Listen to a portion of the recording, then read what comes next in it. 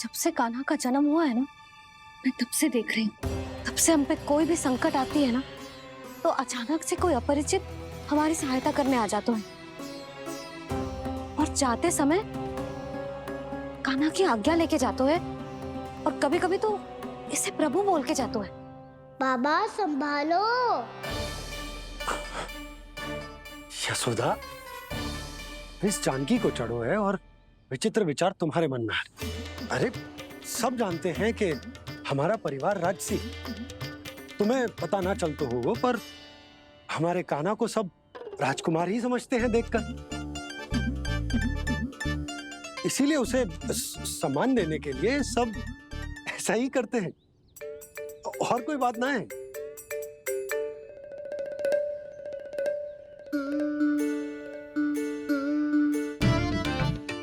अब जे मेरे लल्ला को ऐसे क्यों घूर रहे हैं? बुरी दृष्टि लगाएंगे क्या? वैद्यराज जी, आपके सहायक तो गए, अब आप यहाँ क्यों? वो क्या है ना, मैं अपने रोगी का निरीक्षण करके पूरी तरह से संतुष्ट होकर ही जाता हूँ।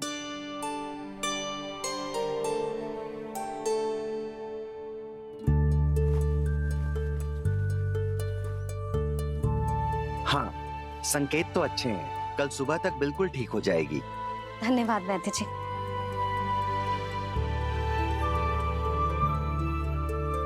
बस तो फिर हम कल पकड़न पकड़ाई खेलेंगे जानकी।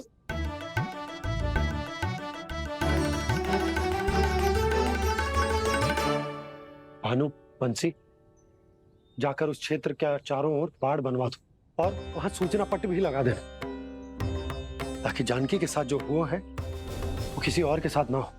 शीघ्र जाओ। जी ठीक है।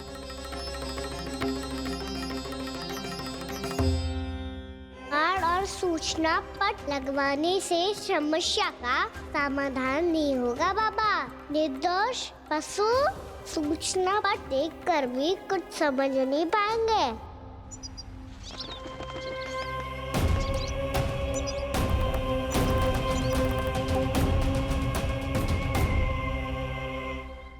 तो तुम्हारे कहने का अर्थ यह है कि व्योमासुर मारा जा चुका है और वो बालक अब भी जीवित है। हाँ महाराज, मैंने गोप बालकों को कहते सुना था कि कृष्ण ने छलिया को मोक्ष दे दिया है, पर वृंदावन सुरक्षित नहीं है महाराज। वो एक बहुत बड़ी समस्या से जूझ रहे हैं। कैसी समस्या? गांव के निकट क्षेत्र में किसी विषैले सर्प का निवास है। उसके विष का प्रभाव इतना भयानक है महाराज, जैसे विष ना हो, स्वयं हलाहल हो। मेरी कोई भी औषधि रोगी का उपचार नहीं कर पा रही थी। निकट के क्षेत्र में कहां है वो सर्प? गोप मानते हैं कि वो सर्प गांव के निकट यमुना नदी के जल में रहता है। मुझे तो लगता है महाराज, ये कालिया नाग की कथा कोई किंवदंती या लोक श्रुति नहीं, एक सच्चाई है, एक विषैली सच्चाई।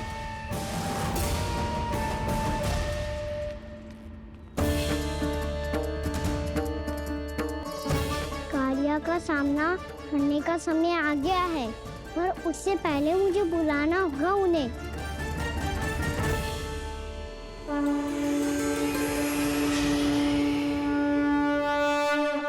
संसार के दारुण भय का नाश करने वाले, सभी कष्टों का हरण करने वाले, विश्व का समस्त ऐश्वर्य प्रदान करने वाले, कमल जैसे लोचन, मुख और चरणों वाले आजानुभुज श्री राम को मैं बार बार नमस्कार करता हूँ।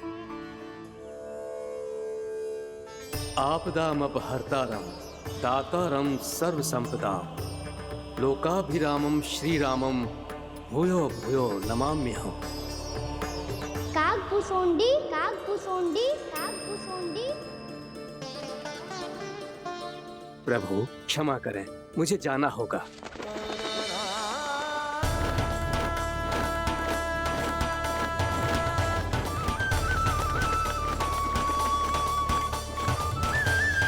प्रणाम प्रभु। अनेक बार मैं आपके दर्शनों के लिए आया प्रभु। कभी नंद भवन के झरोखों से आपके दर्शन करके चला जाता था, तो कभी दूर किसी वृक्ष की आड़ से आपको निहार लिया करता था। आज आपने स्वयं मुझे बुलाकर धन्य कर दिया प्रभु।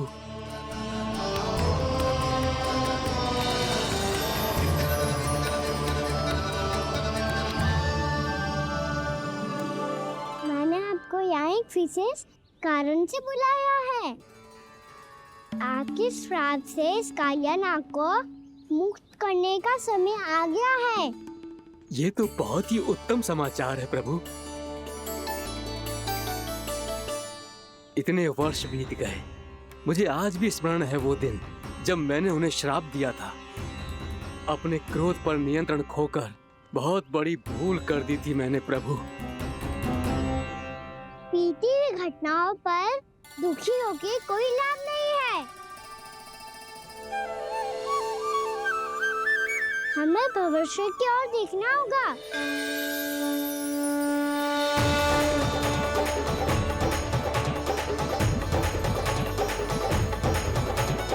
आदेश कीजिए प्रभु, क्या आज्ञा है आपकी?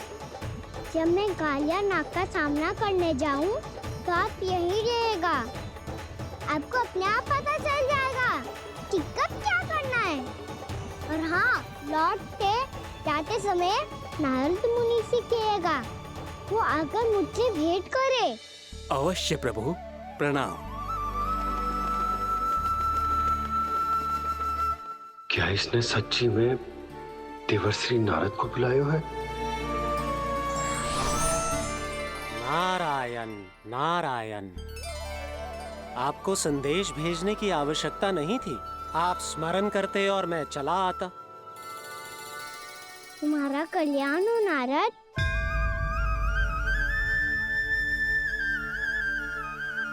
मैंने तुम्हें एक विशेष कार्य के लिए बुलाया है। आज्ञा दीजिए प्रभु। तुम्हें एक बात फिर कंस से भेंट करनी होगी। विचार कीजिए महाराज, क्या आप बिना किसी शंका के कह सकते हैं कि कौन सी पंखुड़ी पहली है और कौन सी आठवीं? उस दुष्ट से भेंट करना स्वयं कीचड़ में उतरने के समान है प्रभु। कमल पुष्प प्राप्त करना हो तो कीचड़ में उतरना पड़ता है नारद। आपका आदेश तो मैं स्वप्न में भी नहीं टाल सकता प्रभु। कंस कालिया नाग के बारे में जान गया है, पर वो उसका सामना करने का साहस नहीं कर पाएगा। मैं आतुर हूँ प्राप्ति, मूर्ख नहीं। मेरी बुद्धि फिर नहीं गई है। मैं स्वयं उस कालिया जैसे महाविषैले सर्प के सामने खड़ा हो जाऊं और अपने ही काल को आमंत्रित कर लूं। तो फिर अपने लाभ के लिए उसका प्रयोग करने का कोई और उपाय सोचिए स्वामी।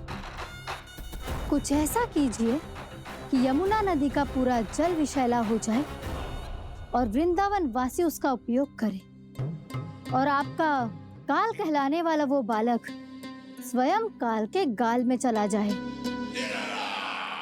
उत्तम उत्तम सुझाव है प्राप्ति। अब मुझे उस कालिया तक पहुंचने का मार्ग ढूंढना होगा। उसको विवश करने का कोई उपाय ढूंढना होगा, क्योंकि व्यक्तिगत रूप से उससे भेंट करना असंभव है। असंभव। आप सही कह रहे हैं प्रभु। कंस में उतना सामर्थ्य नहीं कि वो कालिया नाग का सामना स्वयं कर सके। वैसे तो कालिया गरुड़ देव का भी सम्मान नहीं करता, तो फिर वो कंस का सम्मान क्यों करेगा भला? नहीं करेगा, पर कंस तुम्हारा सम्मान अवश्य करेगा नारद। तुम्हारी बातें भी सुनेगा और मानेगा भी। ये मेरी योजना का बहुत ही महत्वपूर्ण भाग है। तुम कंस के पास जाओ और कहो कि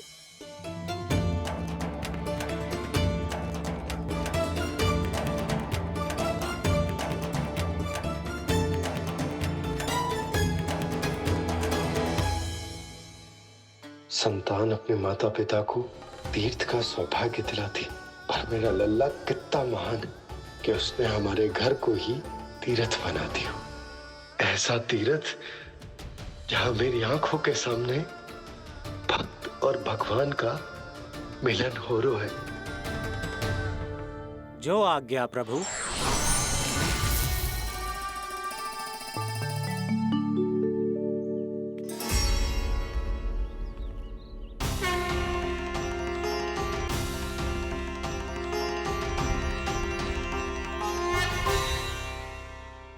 बाबा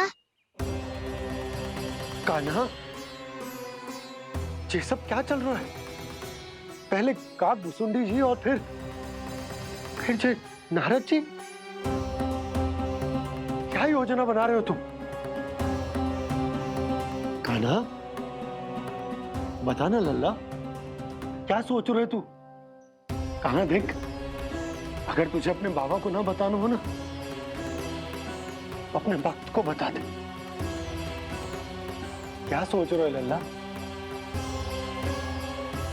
क्या करने वाले हो आप?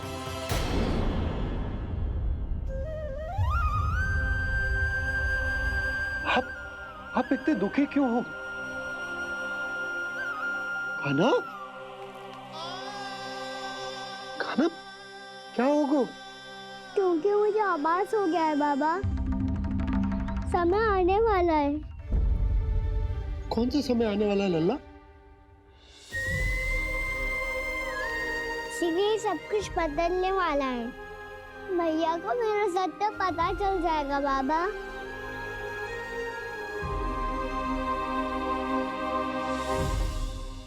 पर लल्ला, इसका काक भुसुंडी और कालिया नाग से क्या संबंध है?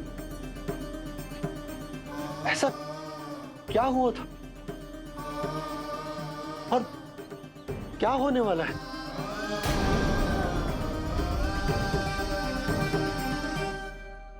जो होने वाला है बाबा, उसका संबंध उससे है जो सैकड़ों वर्ष पहले हुआ था। महर्षि भृगु के एक वंशज थे वेद शिरोमुनि, जो विंध्याचल की पहाड़ियों में साधना कर रहे थे। तभी वहाँ अश्वशिरा नाम के एक दूसरे मुनि आमंत्रण के बिना ही आ गए। कितना सुंदर और शांतिपूर्ण आश्रम है। यहाँ प्रभु की साधना करने में बहुत आनंद आएगा। शीघ्र ही अश्वशिरा मुनि उपस्थिति के कारण होने वाले व्यवधान से बाध्य होकर वेद शिरोमुनि ने अपनी आंखें खोली। कौन हो तुम और यहाँ क्या कर रहे हो? आपके आश्रम में बहुत शांति है मुनिवर। साधना करने के लिए बहुत ही उत्तम स्थान है ये। मैं चाहता हूँ कि मैं भी यहाँ। आप यहाँ साधना करना चाहते हैं, लेकिन इतना भी नहीं जानते कि किसी के आश्रम में प्रवेश करने से पहले उसकी आज्ञा लेनी चाहिए। आप ये भी नहीं जानते कि यदि कोई यज्ञ कर रहा हो तो बिना अनुमति के वहाँ प्रवेश करने से उसकी यज्ञ साधना भंग हो सकती है। आप क्या साधना करेंगे मुनि? आप तो साधना के योग्य ही नहीं हैं। इतना अपमान! एक मुनि के मुख से इतने कड़वे शब्द शोभा नहीं देते। मैं तुम्हें श्राप देता हूँ, जितनी विषैली तुम्हारी जिह्वा है उतने ही विषैले सर्प बन जाओ तुम। और ऐसा सर्प जो सांस भी ले तो निकट का वातावरण दूषित हो जाए। तुम्हारे इस दुस्साहस के लिए मैं तुम्हें श्राप देता हूँ कि तुम अभी इसी क्षण कौवा बन जाओ, और ऐसा कौवा जो कांव कांव करके अनर्गल प्रलाप करता रहे।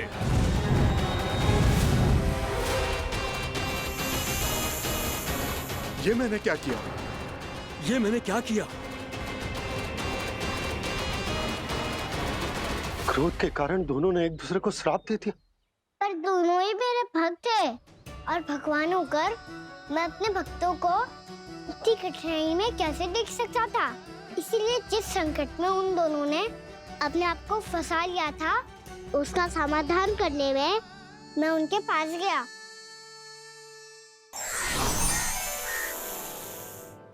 देखिए ना प्रभु, ये क्या हो गया हमसे? हमारी रक्षा कीजिए प्रभु, मार्ग दिखाइए हमें।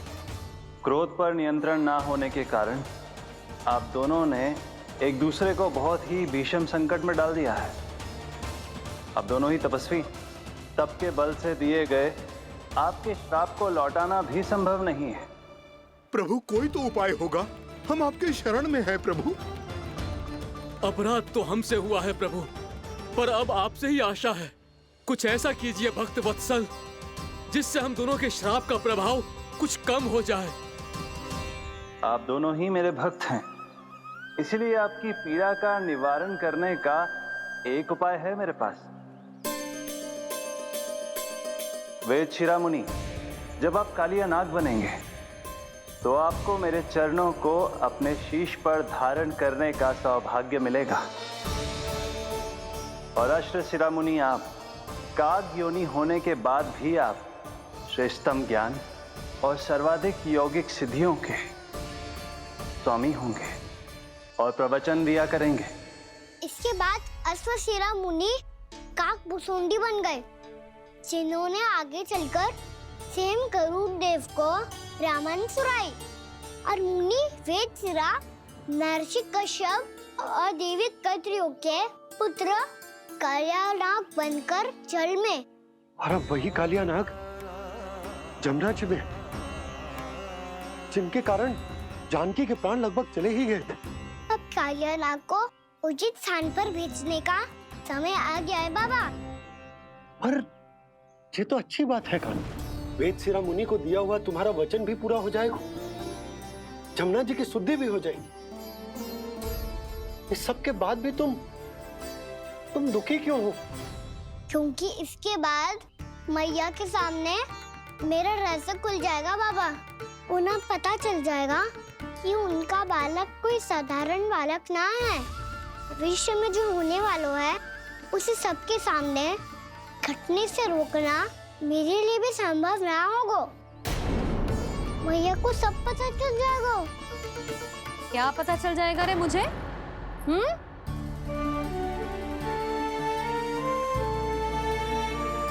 यही कि सबसे अधिक प्रेम मैं आपसे ही करता हूँ। अब बस भी कर, चलो भोजन के लिए बुलाने आई थी तुम दोनों को। भूखा थोड़े ना रहने दूंगी अपने लल्ला को, मेरा लल्ला दुर्बल हो जाएगा ना। आप खिलाओगे तो ही खाऊंगा। हाँ ठीक है, मैं ही खिलाऊंगी। अब चल, आओ जी, चल।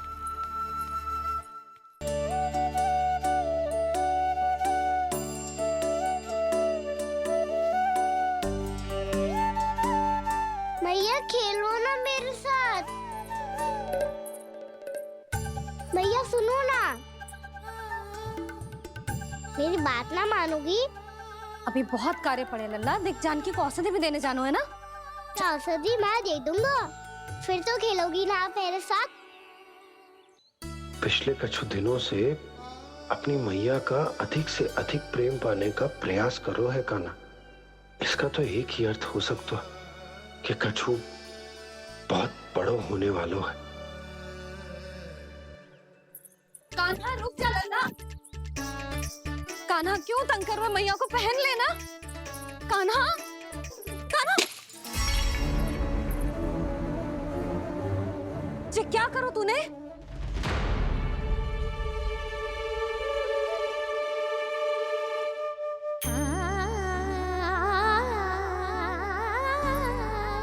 अच्छा ठीक है, अब मुंह लटकाने की आवश्यकता ना है।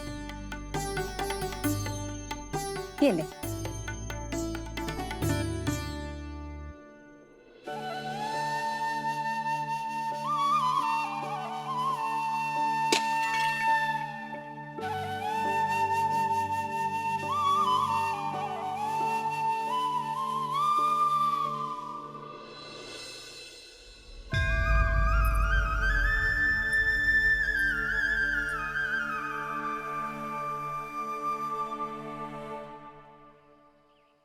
तंग करे मैया को खिजाए, खेले रूठे मनाए, लीला अनोखी करके शरारत, कान्हा दंड भी पाए।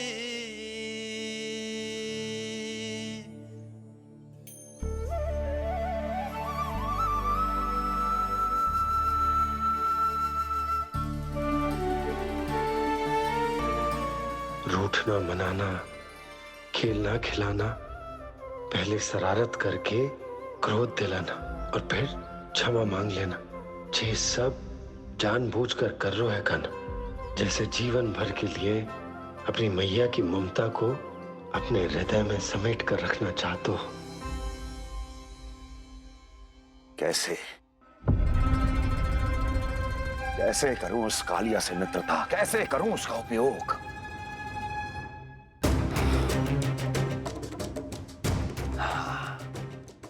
उस पर आक्रमण कर देता हूं और उसे किसी ना किसी तरह से यह विश्वास दिला देता हूं कि यह आक्रमण उस विष्णु अवतार ने किया है। फिर वो क्रोध में आकर सारे वृंदावन वासियों को अपने विष से समाप्त कर देगा। उचित है, ये उचित है। नारायण हरि, नारायण हरि।